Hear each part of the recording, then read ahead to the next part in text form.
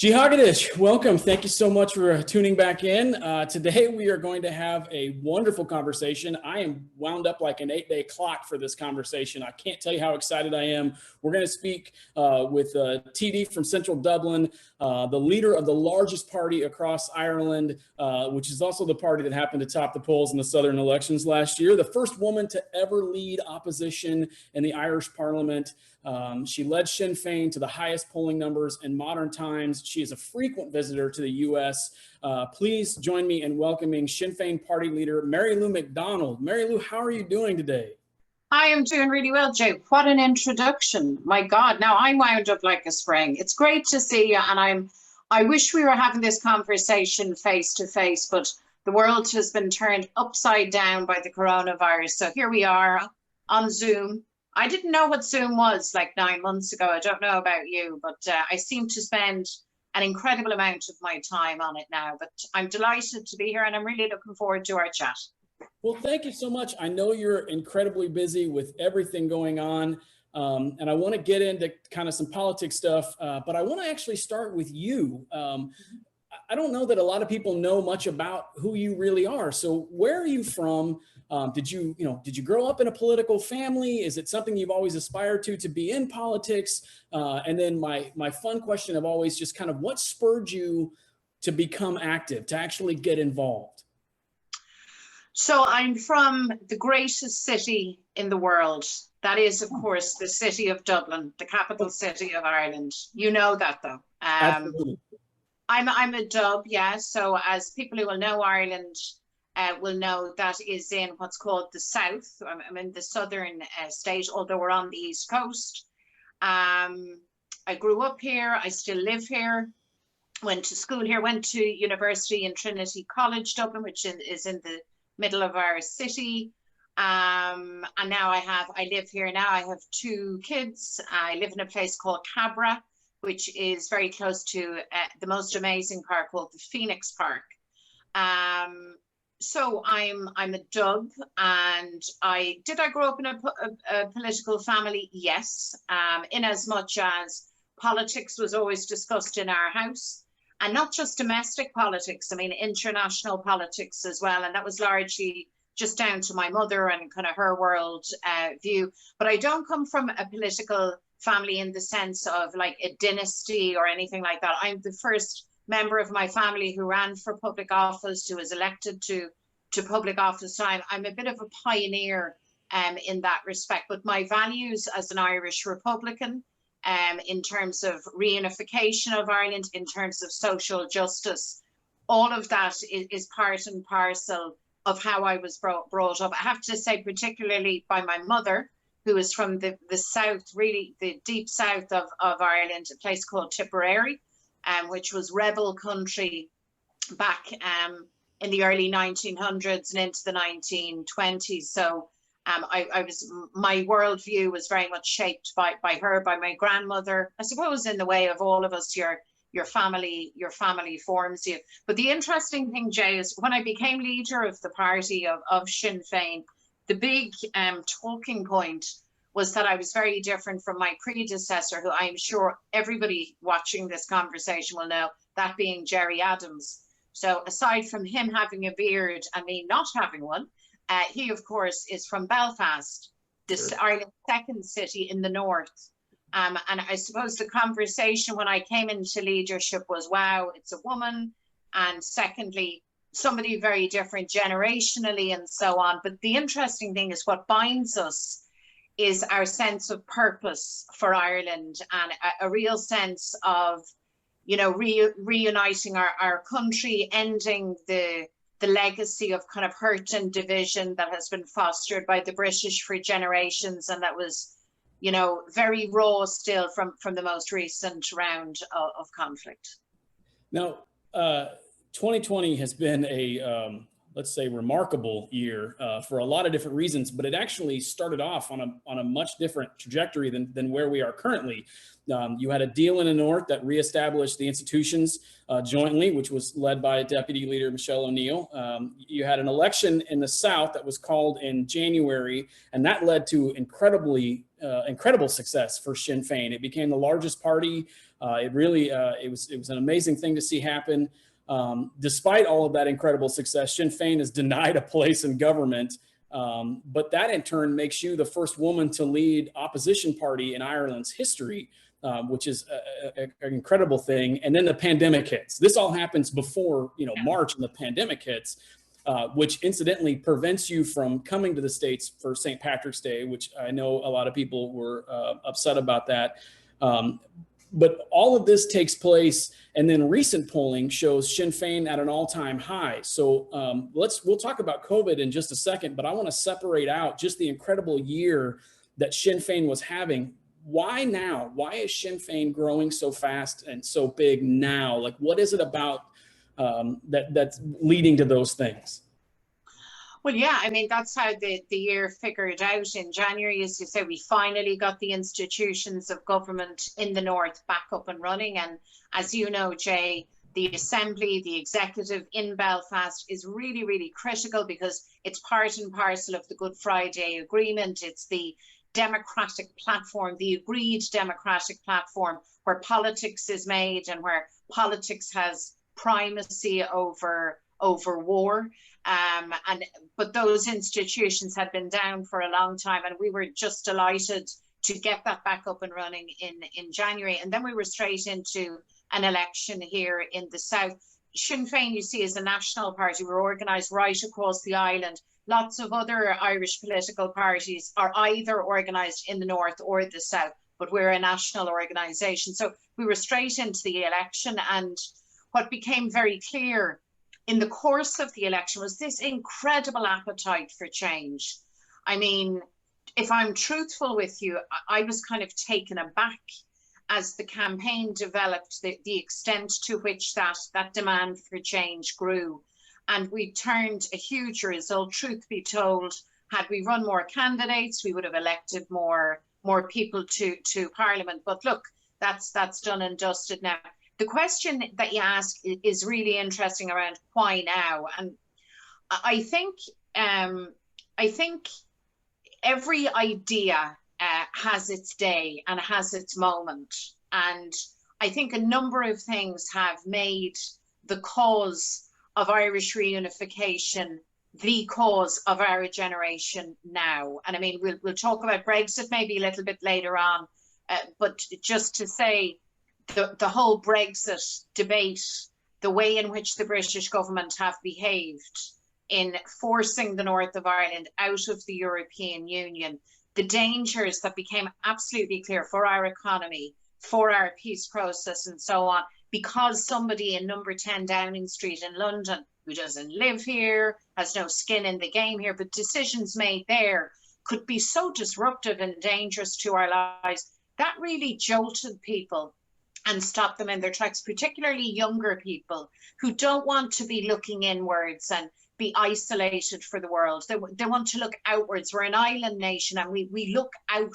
we long to be connected to the world. So that piece, it has been very important. But I mean, so too has the fact that we've had huge generational change on the island. So a number of social changes, significant moments that have happened over the last couple of years really wouldn't have been thought possible in any other generation. And yet younger people are having their say. And in that kind of new generation politics coming to the fore, that's actually changed everything, not just for young people, but somehow everybody now is looking at things through a different lens. And the unionist majority in the north, in the 6 counties, is gone. That electoral majority is gone. Back in the day, now almost 100 years ago, the British partitioned the island of Ireland with the view to having a forever and ever perpetual unionist and British majority in the north. But that's gone now. Demographics have changed. So in a sense, this has been a long time coming, this change, but it seems to have just crystallized really, really quickly. And I think the election in February was part and parcel just of that generational turning of the wheel. And it's making now here for really, really different and really exciting politics. It was that election was amazing to watch, just to kind of see it take place and to see kind of the groundswell and those. My hat's off to everybody involved, quite honestly, because I wish that we had done the same thing here in the States. I don't think we can talk about 2020 without actually talking about COVID and the impact that it has had on not only the world, but on Ireland in particular. You were actually diagnosed in the first wave of infections. So you have an experience that I, blessed, do not. But how are you doing? And what is kind of the current state across Ireland right now when it comes to the pandemic? Well, right now we're preparing for Christmas, and I know Thanksgiving. You've had your Thanksgiving, and I hope it was a peaceful and a safe one for all of you. Stateside, we are heading into Christmas now. This is our big family time, as you know. So the restrictions all across the island have either been eased or in the process of being eased. And to be honest with you, the numbers aren't quite as bad as they were a couple of weeks and months ago. But there is a realization, north and south, that in easing back on the public health restrictions and allowing people a bit more freedom and family time for Christmas, we do run the risk of another spike. So it's kind of mixed emotions, a bit bittersweet. Like on the one hand, people have to have the comfort and the company of their family at Christmas time. And businesses that had been closed needed some opportunity to trade, but to trade safely. But we're all very conscious that could come, if we're not smart and if we're not responsible, that could come with a fairly hefty price tag come January or February. I suppose on balance, the view might be that we did all right in Ireland in dealing with what is a once in a century, sure, unannounced, trauma that has crippled the globe. We were wise enough to follow World Health Organization advice.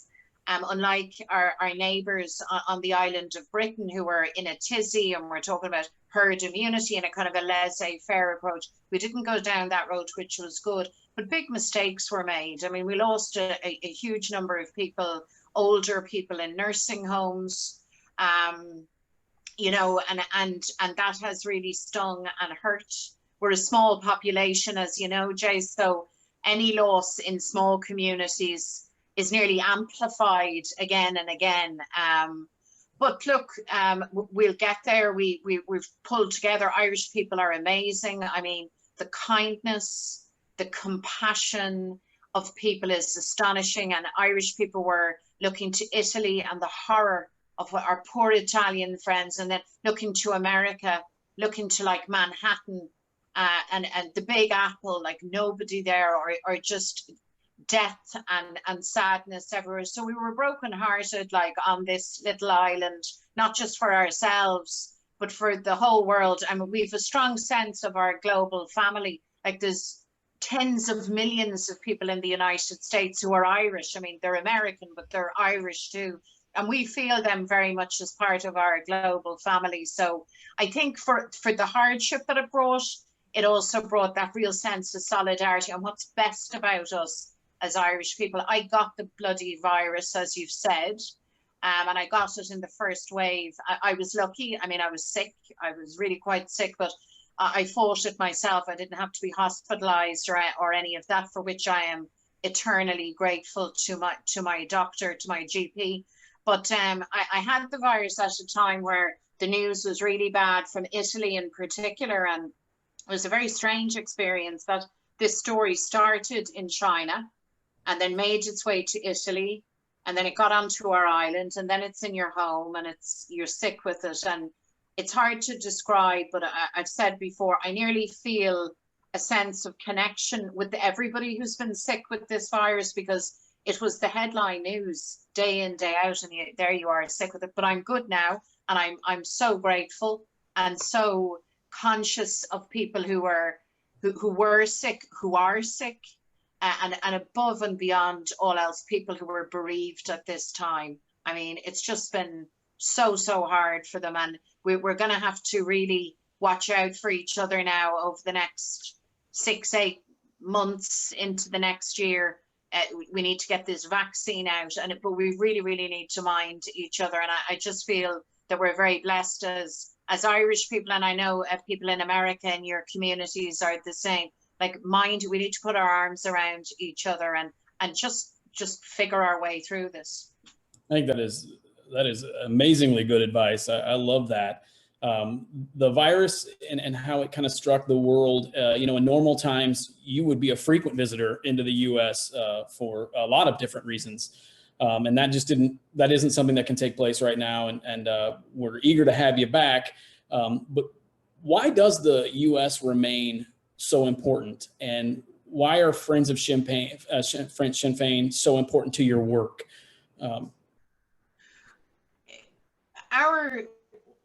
There's many significant moments in Irish history, but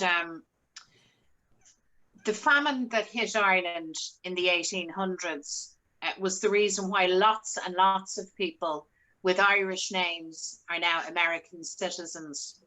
And the journey that people made, families made, generations ago across the sea, at a time where you left Ireland, you went to the New World of America, and you never came back. And you may never have had contact with your family of origin ever again.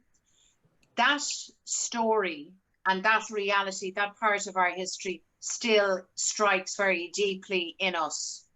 I remember the first time I was ever in Philadelphia, and I saw that incredible monument. I don't know if you know it, Jay. It's the coffin ship, the famine ship.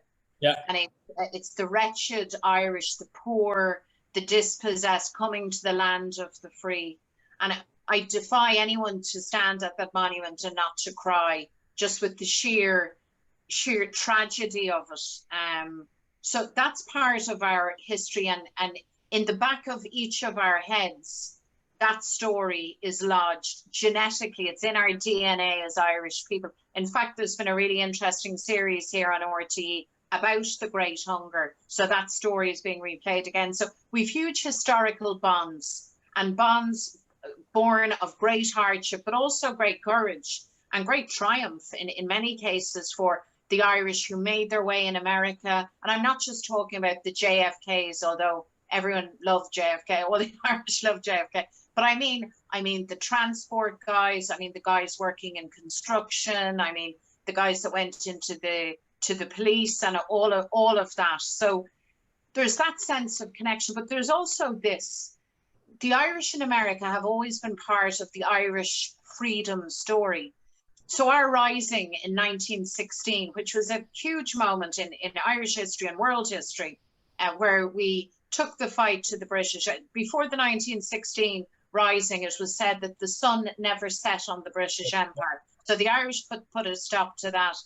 But in the proclamation of our freedom that was written and read in that revolution, it makes specific mention of our exiled children in America, because, of course, America had funded and supported this enterprise. So we have always relied on our global family and on the Irish and friends of Ireland, not just the Irish, but friends of Ireland in America too. And you fast forward to now, and we mentioned Brexit earlier on. I could not overstate the influence that people like Speaker Pelosi, Richie Neal as chairman of the Ways and Means Committee, and so many other key political figures from America, the influence that they have had. Because let's face it, when Washington speaks, London listens. So it's politically extremely important. And then, of course, there's the labor movement, huge solidarity amongst working people in the United States and here in Ireland. That's an incredibly important tie. And then all of the cultural ties, everything from language enthusiasts and artists and writers to the Hibernians, all of those ties are so important. But the blunt politics of it is that we are a small nation, we're a small country, we rely on the shelter of international law to protect us. We have had an ongoing and long quarrel and dispute with Britain. We now have an international treaty between the two countries, the Good Friday Agreement, which would not have happened except for the United States. Be very clear about that. So we've moved things to a stage now where we're on a bit more of an even keel, but we will always need the solidarity of America, and particularly as we start the next leg of the journey into reunification, the ending of partition here in Ireland. We are going to need the support, the solidarity, the advice sometimes, the ingenuity, the ideas that will come from America too. So Sinn Féin has had huge amounts of success recently. What is next? And what are you seeing coming down the road, and how can we in the U.S. help you get that? Well, I think what is next is in real time preparation for Irish unity. I mean, we have to. Brexit has been a disaster. There's no good Brexit for Ireland. It disrupts and it causes huge economic and social challenges for us. But it is what it is, and the British have decided to Brexit. So that's their decision. What we have to decide now is the future of our island together. What's Ireland going to look like in 10 years' time, in 20 years' time? And it is absolutely clear to me that the very best idea for Ireland, for all of us, is Irish reunification. In fact, I would regard the reunification of Ireland as the logical next step, end point, end game of the peace process, which we've had now for decades. So we need to prepare for that. And that means that we need a forum or a citizens' assembly that is inclusive and democratic, that makes room for every shade of opinion. And in that, I include our unionist friends who will argue against reunification. Their perspective has to be brought in as well. And we need an international framework of support for all of that work to flow out. And that is what we will need from America. And interestingly, every time I've met either Theresa May when she was British Prime Minister or Boris Johnson, I've always asked him and challenged him on the issue of a referendum for unity for Ireland. And they've always fudged the issue. They've never been specific. They've never given a view as to when or how or what the tipping point might be for them to call such a referendum. So even getting the referendum is going to involve quite an amount of political activism and preparation and pressure on the British system. So that is now in train, and we're very conscious that we're not just now talking in the abstract about Irish reunification. We need to prepare for an orderly constitutional transition, because that's what's on the cards in the next 10 years. And then the other thing is we're in government in the north. My colleague and our deputy leader, our last Uachtaráin, Michelle O'Neill, is in government, leads our team in the north. In the south, as you say, we now lead the opposition, but we are also very much preparing to be in government, and I would hope to lead the next government here in Dublin. Now, these are big tasks, and I don't want to, for a moment to sound complacent or that I take any of this for granted. You earn your stripes in politics and political activism. So these are big tasks for us, but these are the tasks ahead, and I believe that we're more than fit for them. I love it. I got a couple of quick questions. One of them is a personal privilege I'm going to ask you because we have just a little bit of time here. I know for a fact that my nieces are all going to watch this video because they love seeing this kind of stuff. If you were speaking to preteen and teenage women who are looking at the rest of their lives and becoming leader, what advice do you give them for leadership that they're going to move into someday as they grow older? You are an amazing, dynamic leader. You do an incredible job. I absolutely love what you've done with the party and everything else. If you were going to advise the next generation, what would you tell them? I would say to them, go for it.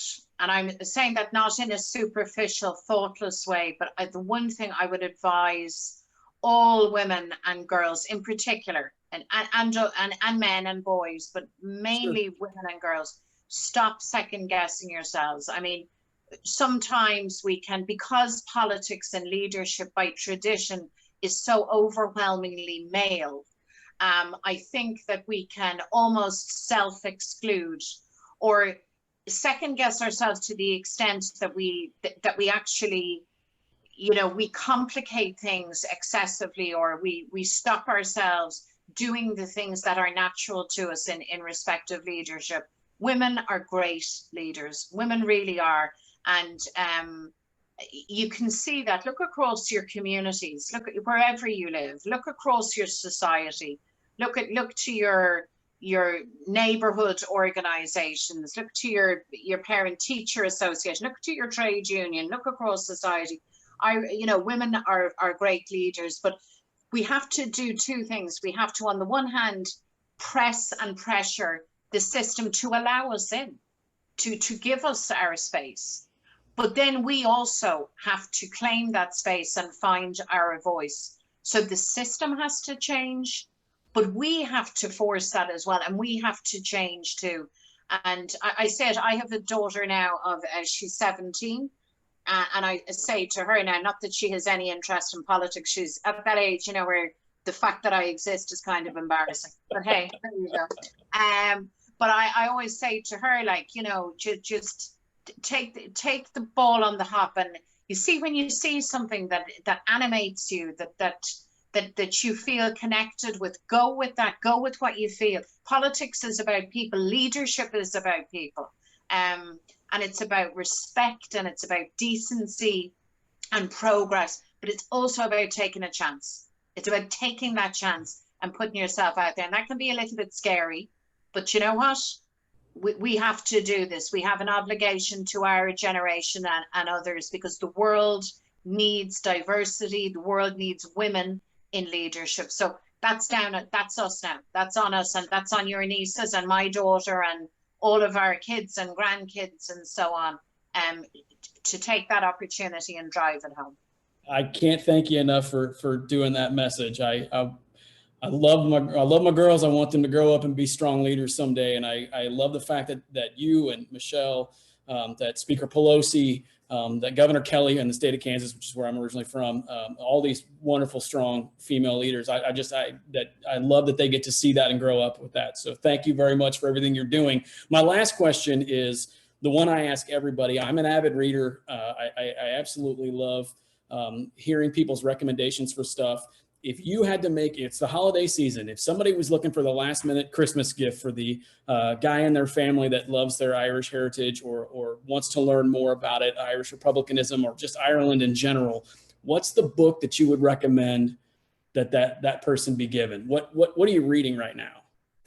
Well, I'm not reading this right now, but this is the one. This is a must read if you really want to understand the Irish struggle for freedom in all of its complexity, because as you know, this is a colonial, anti-imperial struggle. This is a struggle for freedom and for human rights, for civil rights. It's a struggle for social justice, because we were very, very poor and we were dispossessed. Our land was taken, our language was taken, everything. We were denuded of the things that matter in a human life. So you need to understand the sinew of struggle and what this is all about. This is the book that you need to read. This is The Reconquest of Ireland by our patriot James Connolly.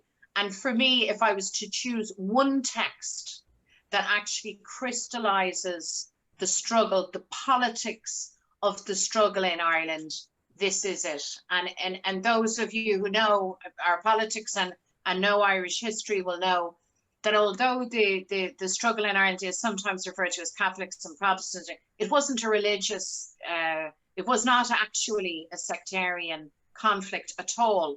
Although there was a sectarian dimension to it, it wasn't about transubstantiation or the virgin birth or matters of theology.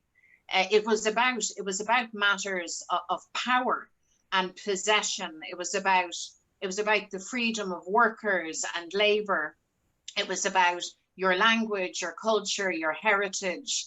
It was, in other words, a pushback, the most dramatic pushback against colonization. And Ireland, I am so proud of our small country that we, in many respects, set the pace, set the standard, and led the way in that pushback against colonization that had devastated peoples right across the globe. And nobody crystallizes for me better the politics of Irish Republicans, the heart, the soul and the belly of the Irish Republican struggle than James Connolly. So this is an absolute must read, Jay. I will add it to my list. I will add it to my Christmas wish list. That'll be fantastic. Mary Lou, I can't thank you enough for taking the time to join us, but also just for everything that you do. Every time you stand up in the Dáil and advocate on behalf of someone, every time you are out in the community, reaching out and helping people, like you are an absolutely amazing leader. Sinn Féin is very lucky to have you at the helm. I can't thank you enough for spending time with us tonight. I hope that we can get you back sometime soon, maybe under a little bit of a better circumstance than what we're currently in. But thank you again for taking the time to join us. Thank you so much, Jay. And can I just thank you for having me? And of course, I look forward immensely to visiting the United States. Again, I've had many great times there, meeting all of you, and I've always felt so privileged to enjoy your hospitality and your solidarity. It means the world to us. Myself, and of course, in the company of Rita O'Hare, the amazing, wonderful woman that is Rita O'Hare, and of course her successor, Kieran Quinn, who's doing a wonderful job as well. And if I could just wish everyone the very happiest of a Christmas, a very safe and a very happy new year. And here's to 2021. Here's to a new normal, and here's to reclaiming, all of us, more of our freedom again. We'll look forward to it. Thank you so much for joining us. Thank you for tuning in, and please, again, share these videos, send them around. You have friends and family that really enjoy these kinds of things and want to get more into their Irish heritage and Irish history. I include you also to follow the link and support Friends of Sinn Féin. This is work that gets done that is crucial to what's going to happen not only on the island, but also in North America and around the globe. So if you have time, please click the link, please share the video. And until next time, happy Christmas, Slán.